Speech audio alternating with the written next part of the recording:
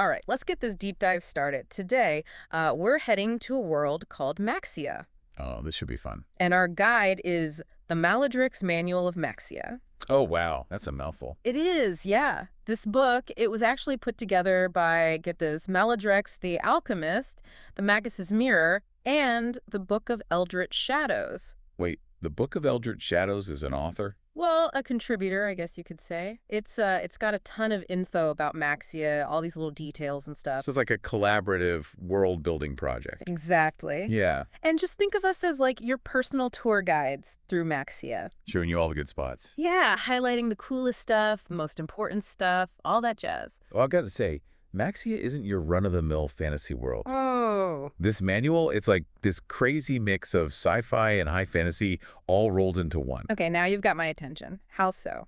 It all starts with how Maxxia was made. All right, set the scene for us. How'd they whip up this world? Picture this. Billions of years ago, okay, there was this super advanced, like, multiversal empire. They were called the Planar Imperium. Multiversal. So, like, they had their hands in a bunch of different universes. Oh, yeah, big time. And they wanted to show off, flex their cosmic muscles. Like a galactic power pose? Exactly. So they built Maxxia A whole world as a show of force? as a Dyson sphere. Whole Dyson sphere. I know those are massive, but around what? A star? Not just any star. They built it around a black hole. Wait, a black hole? Are you serious? Yeah. Talk about an engineering project? It's putting it mildly. They built this thing as a monument to their power, their ambition, like a testament to how good they were with technology and magic. And magic, too? Oh, yeah, they were masters of both. Wow. So imagine that, right? Magic and technology working together to build a whole world around a black hole. And the crazy part is, even after all these billions of years, their tech and magic are still woven into Maxxia. Really? So we're talking about, like, remnants of their civilization still affecting things today. Big time. That's what gives Maxxia that unique blend of science fiction and fantasy. Okay, that is wild. But let's back up for a sec. Basics, right? What's it actually like on Maxxia? What's the vibe? Well, first off, forget flat planets. Okay. This isn't your average world. Think of it like a giant layered onion. Layers. Oh, yeah, Maxxia has layers, and each layer has its own thing going on. Environments, societies, challenges, the whole shebang. Okay, layers. That's right. Way cooler than your average planet. Right. Let's start with the surface. That's the outermost layer, the one you'd probably picture first. Like your classic fantasy world, right? Yeah, sprawling landscapes, kingdoms, cities, you name it. But then there's the underlands. That's a whole other story. Underland, so like underground. Totally. A vast subterranean realm. That's where the dark elves hang out. Ooh, subterranean. That sounds mysterious. Oh, it is. And these dark elves, they're not your typical pointy-eared folks, They're masters of what the manual calls living nanomachines. Hold on. Living nanomachines, like tiny little robots running around in their bodies. But more like, imagine technology and biology becoming one, Super integrated. That's what makes their cities glow, like bioluminescent. Wow, like a whole city that lights up. It's pretty wild. So we've got the surface, the underlands with the dark elves and their glow-in-the-dark cities. What other layers are there? Well, beyond the dark elf cities, you've got the Elder Ruins. Remnants of civilizations that were around even before the Planar Imperium. Whoa, even older. Yep. And those ruins, packed with forgotten technology. Who knows what's in there, right? Powerful stuff, maybe dangerous stuff. It's a mystery. So it's like a world built on top of a world, and under that, even older stuff, all hidden away. Layers upon layers of history and mystery. So this is Maxxia, right? Built by a multiversal empire with all these layers, these ruins, and we're just getting started. This is already blowing my mind. Yeah. We're just scratching the surface. And remember that science fiction side we talked about? Yeah. Well, one of the coolest examples of that is the Technodome. Technodome, what's that all about? It's like the pinnacle of the Planar Imperium's technology. Imagine super advanced AI, cybernetic organisms. Cyborgs. Yeah. And maybe even like world-altering devices they left behind. World-altering devices. Okay, now that's a bit scary. A bit of both, right? It's cool to see their ambition, what they could achieve, but it also makes you think about, like, what happens when technology gets too powerful, Yeah, it's like a cautionary tale almost. Like, look what they built, but also look what happened to them. Even the most advanced empires can crumble eventually. Right. And it's a stark contrast to, like, the more organic magic we see in other parts of Maxxia. Okay, so we've got these layers, right? But I'm curious, how do you even travel between them? Is there like a magic elevator or something? Well, the manual mentions all sorts of methods, some natural, some not so much. Okay, give me an example. There are things called astral whirlpools. Astral whirlpools. Sounds intense. They're like, imagine being sucked through a cosmic straw that connects different layers of the world. So like portals. Yeah, but natural portals, these crazy phenomena that just pop up and connect, say, the underlands to the surface. So you could just stumble into one of these things and end up in a whole other layer. You could, or, maybe even to the floating islands. Wait, what? Floating islands? Like actual islands in the sky? Oh, yeah, and these islands are ruled by gods. Okay, now we're talking high fantasy. Gods ruling sky islands. This is getting good. So each island is like its own little divine realm. Exactly, and they're not just sitting it there looking pretty, okay? They've got alliances, conflicts, and they can definitely influence things down below on Maxxia. So we've got gods, advanced tech, ancient ruins, dark elves with glow-in-the-dark cities. It's a lot to take in. What other creatures call Maxxia home? Well, that's the thing, right? There are tons of creatures. Yeah. But just to give you a taste, sky titans, fire wisps, and for something a bit creepier, ice worms. Ice worms. Are they like giant magical earthworms? Something like that, yeah. Colossal, burrowing creatures that live in the coldest parts of Maxxia. They're a real testament to how life adapts, Okay, so sky titans, fire wisps, ice worms. I'm sold. This is what I signed up for. Well, there's a lot more where that came from. I can't wait to hear more about these creatures. But, a world this cool can't just be about landscapes and creatures, right? Oh, definitely not. There's got to be some political drama, some factions vying for power, right? Oh, absolutely. There are traditional kingdoms and empires on the surface, but then you have the Sorcerer Kings. Sorcerer Kings, those sound like trouble. They rule a region called the Black Star Lands. It's the area closest to the black hole. Black hole. So they're basically living right next to a cosmic vacuum cleaner. Pretty much. And get this, they draw their power from it. We're talking ancient raw magic. So they're tapping into the power of a black hole. That's insane. Right. But are they using that power for good, or are they like evil overlords? It's hard to say. The manual hints that there are all sorts of Sorcerer Kings. Some power-hungry, some maybe more benevolent. So like some might be protecting their people, while others are conquering everything in sight. It's a mixed bag. Okay, and we can't forget about the gods on those floating islands, right? What's their role in all this? Well, they don't usually get involved in mortal affairs, but they do step in sometimes when things get out of hand. Like cosmic referees. You could say that. So you've got the Sorcerer Kings, the gods, the kingdoms on the surface, and then those dark elves in the underlands. It's a lot of moving pieces. And don't forget the economics, right? Yeah. Different societies have different systems. Oh, yeah, trade and all that. So it's not all about fighting and magic. Not at all. You've got bartering in the underlands, trade agreements spanning different layers, all sorts of stuff. So it really is like a living, breathing world, right? With its own history, conflicts, and commerce. Exactly. But I gotta ask, with all these powerful players, these advanced technologies, is Maxxia a dangerous place? Well, let's just say Maxxia is a world of incredible beauty and wonder, but it's also full of dangers. Treacherous landscapes, unpredictable creatures. Yeah, don't forget about those gods, right? Oh, definitely. Don't want to get on their bad side. The manual probably has all sorts of warnings about the dangers, right? Oh, it does. It's full of them. What kind of dangers? Like, what should an adventurer be prepared for? Well, there are these things called whispering caves. It's how to sound alluring, right? Yeah, a little bit. Mysterious, maybe? They echo with these promises of knowledge and power, but they're super dangerous. How so? Like traps? Not exactly. More like, imagine seductive whispers that lure you deeper and deeper into these maze-like caves. People go in, they get lost, they never come out. Yikes. That's creepier than any monster. Right. And what else? What other dangers? Well, there are also the haunted glaciers. Honey glaciers? What, like ghosts in the ice? It's said that these glaciers, they echo with the voices of people lost to time. Oh, wow. That's chilling. Okay, so avoid creepy caves. Avoid haunted glaciers. Got it. But with all these dangers, why would anyone want to explore this place? Because for all the risks, Maxxia is a world of incredible beauty and wonder, right? It's got unique regions, unlike anything you've ever seen. Oh, that's right. The Blood Kingdom, the broad empire of the herb, the broad icy fish country. Those are just a few, right? Just a taste. The Blood Kingdom is all about blood magic. They're even trying to find a cure for this blood plague. A blood plague? Yeah, it's pretty serious stuff. And what about the broad empire of the earth? Oh, it's a vibrant place with these glowing herbs and flora, Right. but there are mutations to watch out for and ancient secrets. Wow, that's amazing. Glowing plants. Right. And then there's the broad icy fish country. Yeah, that one sounds a bit harsh, to say the least. It's frozen wastelands, but the people there have adapted. They've got these incredible technologies just to survive the cold. Okay, now that's ingenuity. So each region has its own thing going on. Absolutely. Yeah. The detail in the manual is amazing. Each region is so unique and well thought out. Sounds like Maxxia really is a world unto itself, just waiting to be explored. It truly is.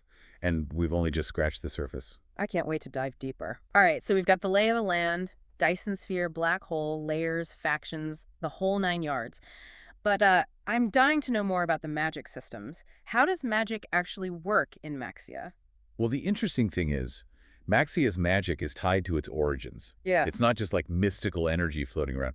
It's influenced by the planar Imperium's technology, those remnants we talked about. So it's like a mix of magic and super advanced science? That's so cool. But, like, how does that actually play out? How do people use magic in Maxxia? It really depends on the region. In some places, it's more traditional, like manipulating elements, communing with spirits, that kind of thing. Your classic fantasy magic, right? Yeah.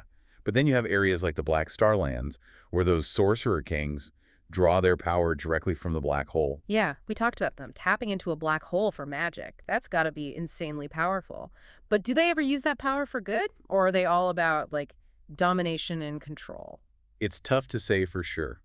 The manual hints that there are all kinds of sorcerer kings, some who are tyrants, some who might be more benevolent, using their power to protect their people, maintain balance, you know. So it's like the classic power corrupts dilemma, but on a cosmic scale. What about the gods on those floating islands? What kind of magic do they use? Think divine power, pure and simple. Hmm. The manual mentions gods like Lysanthus, the god of enlightenment. Mm-hmm. His island radiates this crazy glow, and then there's Noctis, the shadow god. His realm is shrouded in darkness. Each god has dominion over some aspect of reality, and their magic reflects that. Light and shadow. Classic opposites. But it makes me wonder, did those gods ever clash? What happens when light and shadow collide, you know? Oh, the manual definitely hints at divine politics and conflicts. Yeah.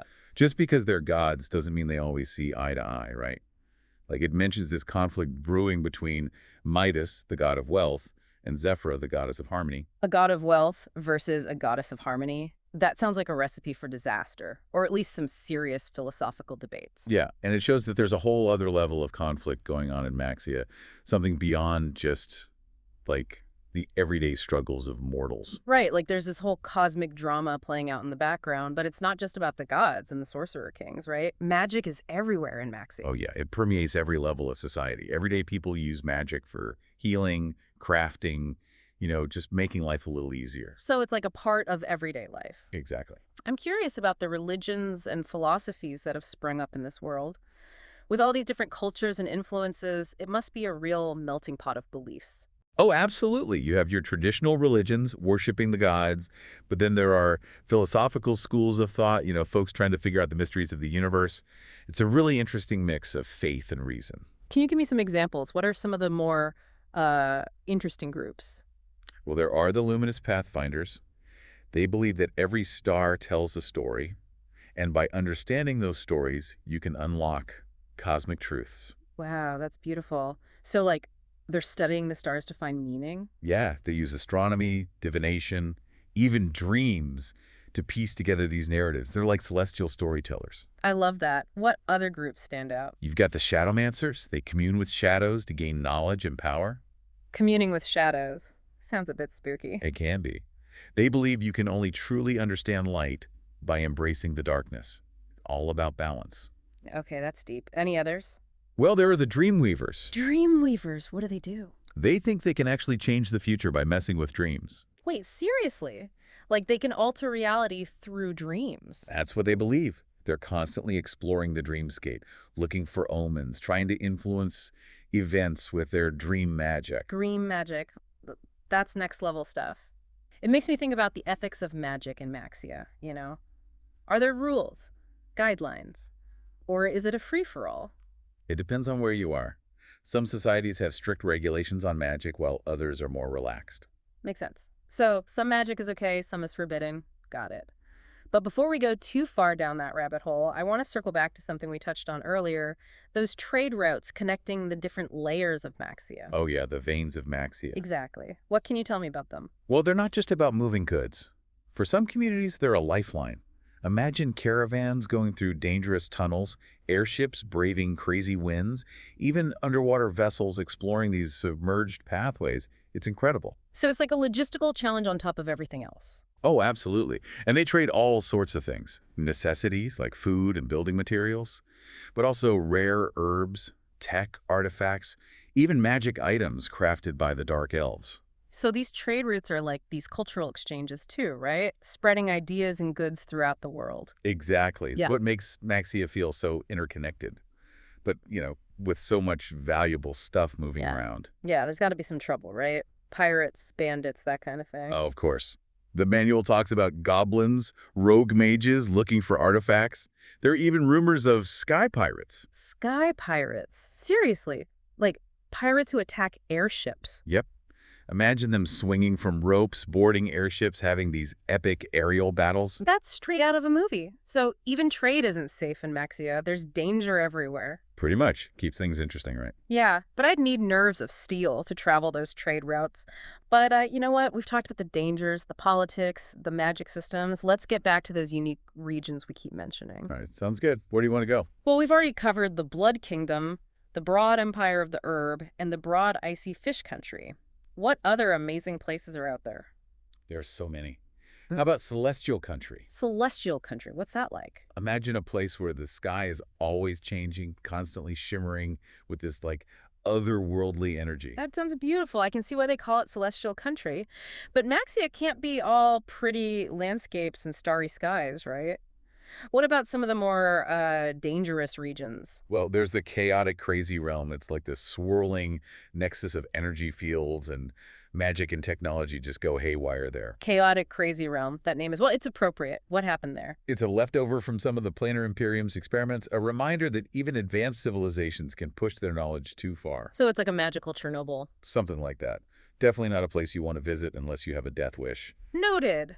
What other regions are out there? Give me something truly unique. How about Chessica, the land of chess variants? The whole landscape is a giant chessboard. Wait, seriously? A giant chessboard? Yeah.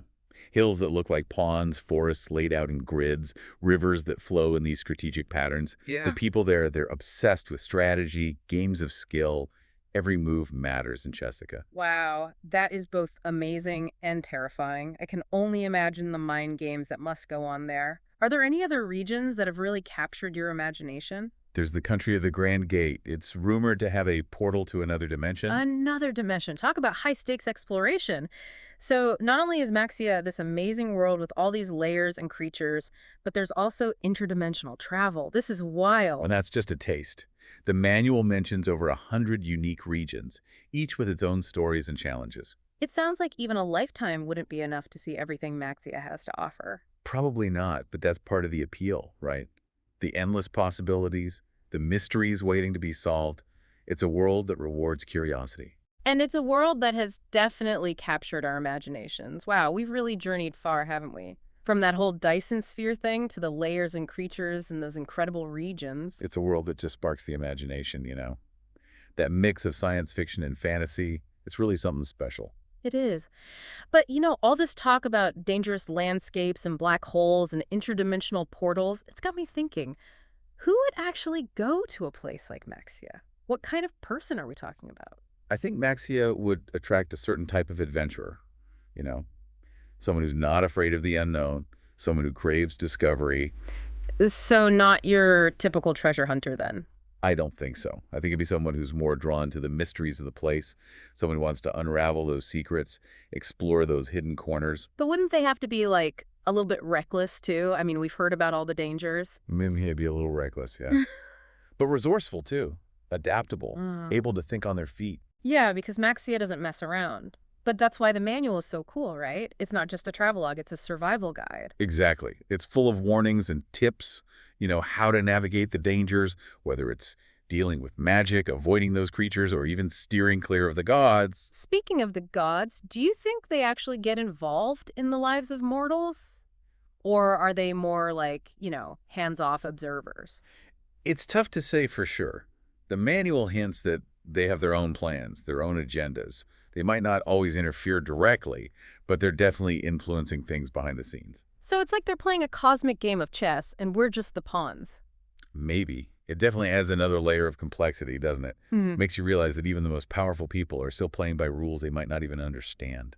Right, like there's this whole other level of like fate or destiny at play. Exactly. Okay, but getting back to those survival tips, what kind of advice does the manual give for, say, exploring the Black Star lands? Well, it stresses the importance of void-resistant materials, Yeah. because of the black hole's gravitational pull. Right, wouldn't want to get sucked in. Yeah, definitely not.